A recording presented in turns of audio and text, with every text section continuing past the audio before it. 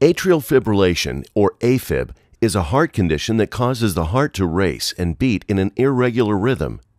People often say that when they have an episode of AFib, they feel as though a fish is flopping around in their chest, or that their heart feels like it will explode. AFib can increase your risk of heart failure, stroke, and even death. Because of these risks, and because AFib can get worse over time, it is important to have it diagnosed early and cared for appropriately. AFib is the most common type of irregular heartbeat or arrhythmia. It affects over 2.5 million people in the United States alone. Your heart is a muscle that acts like a pump. With each beat, it squeezes or contracts to push blood to the rest of your body. Your heart has 4 chambers. The 2 upper chambers are called atria. The 2 lower chambers are called ventricles. Under normal conditions, the upper and lower chambers of the heart work together to pump blood throughout the body. The bloodstream enters the atrium where blood is pumped to the ventricles in a regular and coordinated way. From there, blood is pumped from the ventricles to various parts of the body. A healthy heart beats in a regular, steady rhythm or pattern. Notice how the heart beats evenly and uniformly. In a healthy heart, electrical signals travel through the heart in a regular pattern, as seen here. These electrical impulses originate in a special section of the atrium and travel through the heart in a regular pattern. Each signal ultimately causes the heart to beat.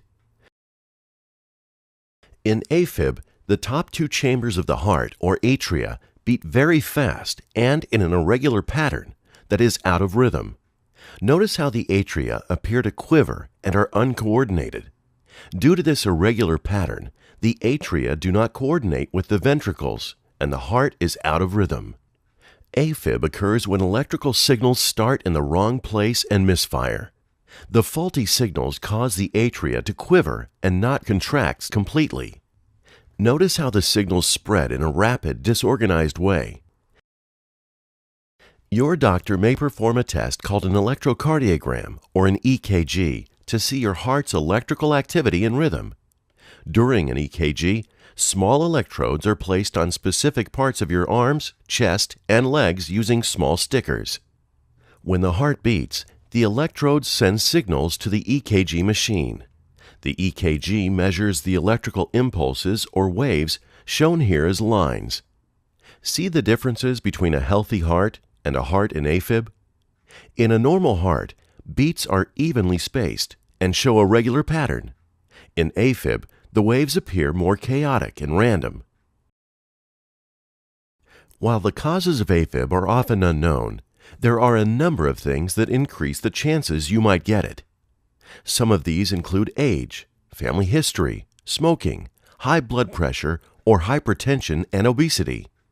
Also, if you have any of the following conditions, you're more at risk of AFib, heart failure, diabetes, or coronary artery disease.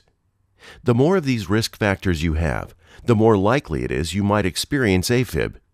Be sure to discuss your full medical history with your healthcare provider. AFib often gets worse as time goes on. It's important to take care of it early because the longer your heartbeat is out of rhythm, the harder it is to return to normal. In this chart, the red lines represent AFib episodes, and the blue lines represent times when the heart is in rhythm. When many patients are first diagnosed, they experience periods of AFib that may come and go. These episodes may be momentary or last for days, but generally go away on their own. This is called paroxysmal AFib.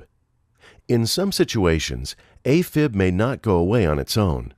Your doctor may need to perform a procedure or provide medicine for a cardioversion to bring your heart back to normal rhythm. This is called persistent AFib. In some people who have had AFib for a long time, the heart may not be able to return to a normal rhythm at all. This is called permanent AFib. Notice that over time, the red areas are larger and more frequent. This is why it's important to talk to your healthcare provider to be sure that you're doing all you can to keep your heart in rhythm.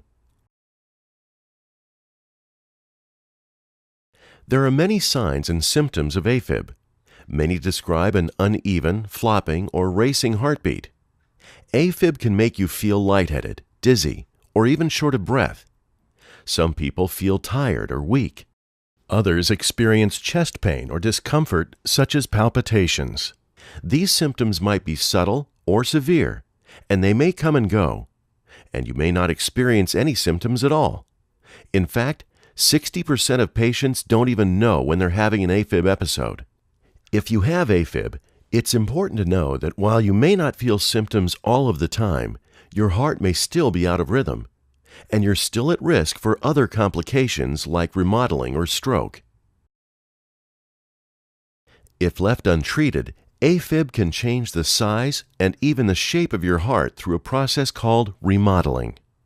Remodeling can cause permanent changes in your heart in a very short amount of time, potentially just a few days. Because of AFib, your heart has to work much harder, and heart tissue can be damaged. Notice how the heart increases in size and its walls thicken. Even if you're currently being treated for AFib, it's important to understand if your management program is addressing all the risks associated with the disease. During AFib, blood can collect or pool in your heart and cause a clot to form. If this happens, the clot can travel from the heart to the brain and cause a stroke. If you have AFib, you're 5 times more likely to have a stroke than someone who doesn't have it. It's important to talk to your healthcare provider about your risk of stroke and how to reduce it. You may feel exhausted and weak as a result of your heart not pumping properly. While some people with AFib may be able to lead a normal lifestyle, in some cases, having AFib can keep you from enjoying exercise and everyday activities. If you have AFib, you're 4 times more likely to end up in the hospital 3 or more times than those who don't have the disease. It's important that you continue to talk to your doctor about managing your AFib, even if you are not currently experiencing symptoms. The AFib treatment guidelines for healthcare providers recommend a comprehensive approach to treating all the risks of AFib. The guidelines prioritize 3 treatment goals: rate control, maintenance of normal rhythm, and stroke prevention. Healthcare providers may provide a range of treatments to jointly manage the different risks and symptoms of AFib. There are a number of ways that AFib is treated. Your doctor may prescribe a medication to slow down the pace or rate at which your heart beats. Notice that the rate medication slows down the heart rate. However, the heart continues to beat irregularly and out of rhythm. Rate control medications do not correct the irregular heart rhythm associated with AFib. They slow the heart rate down, but don't address the irregular rhythm or pattern of AFib. Your doctor may recommend a treatment designed to more specifically address the rhythm of your heart. When rhythm control medication is used, the heart beats in normal rhythm, but remains fast. Rhythm treatment regulates your heart rhythm, but may have little or no effect on the rate at which your heart beats. Combination of rate and rhythm control treatments may be recommended to reduce the heart rate and maintain the normal heart rhythm. Rate control medication is used to slow the heart rate down. When rhythm control is added, the goal is to have the heart beat at a normal rhythm. Other treatments for AFib may include surgical and non-surgical procedures and implanted devices. If medicine has not been effective, your doctor may perform a procedure called a cardioversion, in which electrical current is used to restore a normal heart rhythm. Radiofrequency ablation, sometimes called catheter ablation, is a procedure that stops the heart from setting off the faulty electrical signals that cause the chaotic heartbeats of AFib.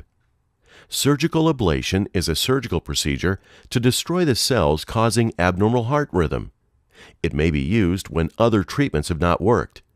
The surgeon treats the surface of the heart directly rather than relying on catheters and X-rays to reach the heart.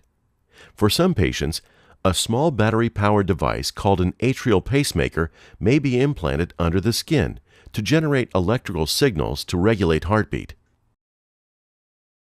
Talk with your healthcare provider about which treatment options are best for you. Whichever plan you decide on, it's important to remember that AFib is a progressive disease.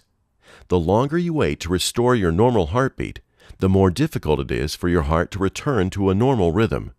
Finally, keep in mind that a comprehensive approach to treating all the risks of AFib is important. Brought to you by Sanofi. Sanofi, a global and diversified healthcare leader, discovers, develops, and distributes therapeutic solutions focused on patients' needs.